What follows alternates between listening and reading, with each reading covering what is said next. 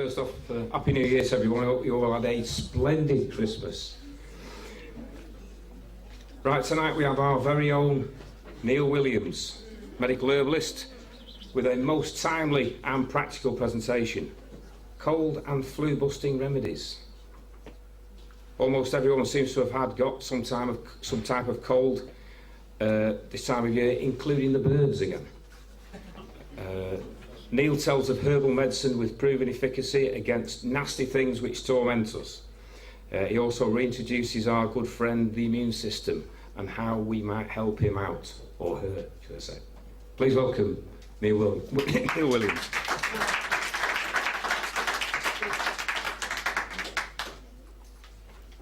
Hi everyone, thanks for coming tonight. I have to actually tell you that the only reason why I'm here tonight is because of herbal remedies and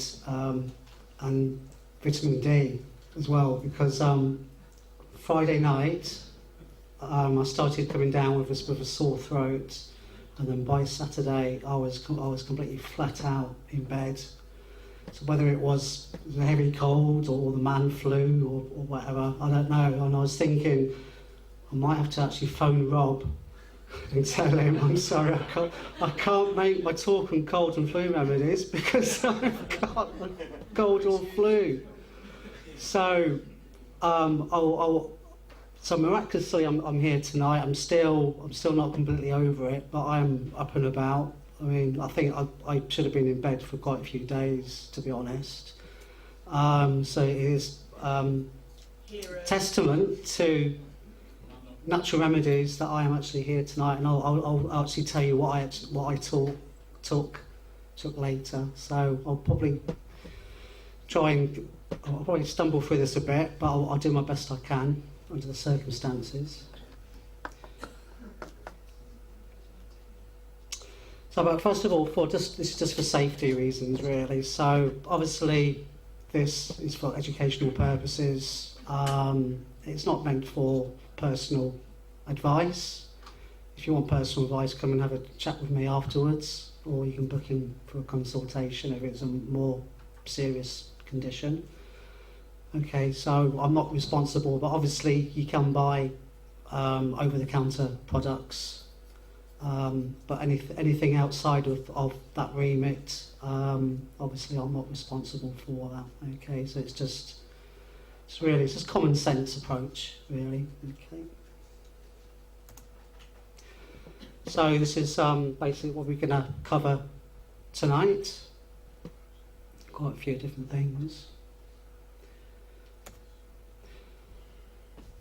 But first of all, this is my take on the two main causes of suffering, and that could mean actually death as well, because in my profession I do see people that are chronically ill, or when I worked for the NHS, and it just broke my heart that people would not look at anything outside of orthodoxy, and even certain of my friends, I'll tell them about, oh, you could try this, or you can try that, or try this vitamin, and sometimes they take it on board, sometimes they don't, and it's a real shame you don't even just try something that is outside of the conventional medical paradigm, So the two main causes, I say, are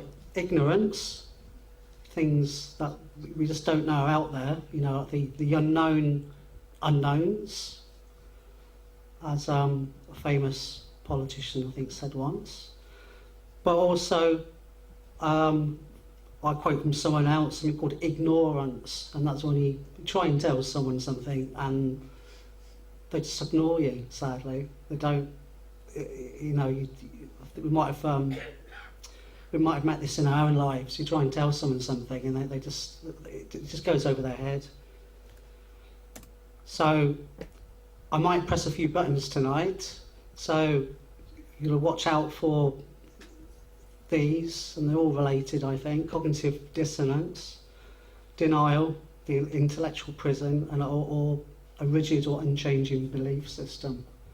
Because when you're a herbalist, you're like a salmon swimming upstream, because you do battle against the medical orthodoxy, but sometimes just the general population as well. You spawn. Sorry. Okay, so these are different views of what a herbalist is. You know, so I don't know which one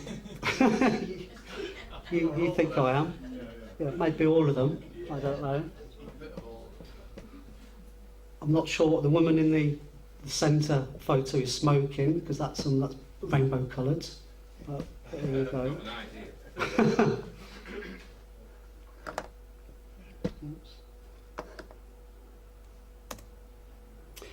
But also, we just start off where we left off last time, and I spoke about fats. Do you remember the talk? I know some of you went to this talk. Yeah, okay. And I talked about the merits of saturated fat over processed vegetable oils, and using butter instead of margarine, if you remember that. And I was in a cafe on last Friday, met a friend for a coffee, and she was reading a newspaper that was provided by the cafe. It happened to be the Sun of all newspapers, and she showed it to me. She says, "Hey, look at this piece on about food," and this was off the back of about these warnings about chips and toast causing cancer. That was in the news last week. And if you look closely at the bottom right, it talks about cooking oil, and as you can see, it says vegetable oil and other neutral tasting oils. So these are your what I call the bog standard cooking oils and sunflower oils. Release aldehydes when heated. These are linked to cancer, Parkinson's and Alzheimer's. Fry in lard, dripping ghee or butter instead. So I was flabbergasted when I saw that in a tabloid of all newspapers. Especially the Sun. Finally, the waking up. Finally, yeah. And also, bottom right talks about margarines and spreads. So just highly refined veg oil and water bonded by emulsifying additives, synthetically coloured to stop them looking grey. The trans fats in older style products turn out to boost heart risk. If you want your ones to be any better, use butter. So I thought that was quite amazing. But anyway, on to tonight. I was going to go actually quite detailed about the immune system, but unfortunately I was ill over the weekend. Unfortunately, my immune system took precedence over talking about the immune system. Basically, there's two parts. One of these parts I wouldn't say we're told about, but in a way it's not acknowledged. It was what I mean is when we talk about vaccines, about getting vaccinated for something like, say, the flu. We're told to get the flu jab, and that relates to the adaptive immune system here, this part here.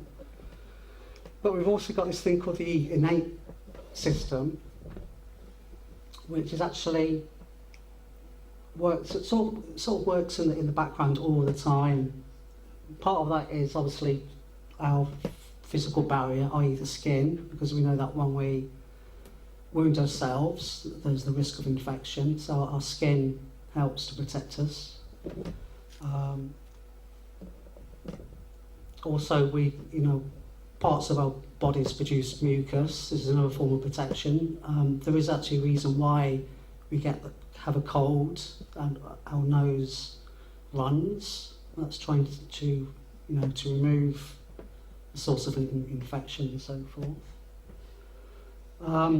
The adaptive side, this, it takes time for it to respond, but then once it's geared up to a particular pathogen, it can work quite quickly because it uses memory.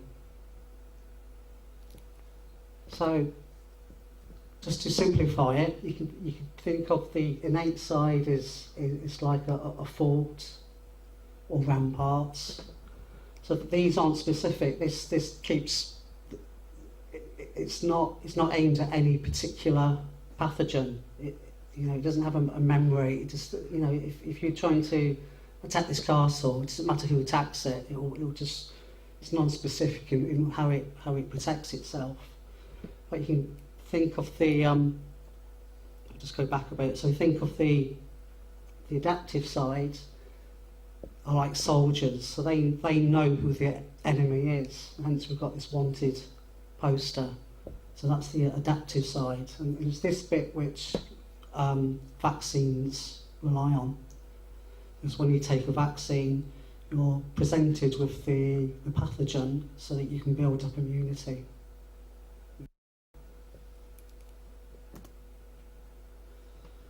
Now, did you know that 80% of your immune system is located in your digestive tract? Something called your microbiome. So it's a good idea to keep that healthy. So we have things like probiotics, prebiotics, and so forth. We have even in the mainstream, you can buy. You just might see adverts on the television about those probiotic drinks and so forth, or you can have like natural yogurt, and also you can make things like sauerkraut. You make that yourself, so this is good for your immune system.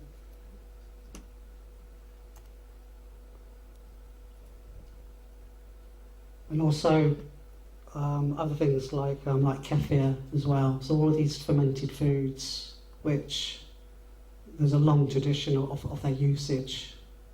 So it's always good to look at traditional foods and see what we ate, say 100 years ago. And maybe it's the same for Lancashire hot pot as well, because you have a bit of pickled cabbage. So maybe that was fermented at one stage. Who knows? Excuse me, has the kefir got to be unpasteurised? Yeah, it's a good point. We've because it's in the Polish shop, you see, and I've always wondered. Well, because you can't read it. Yeah.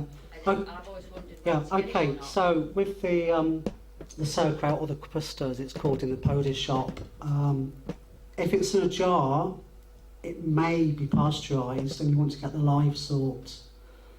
In health food stores, I have seen it written actually saying it's live, but it is in a jar.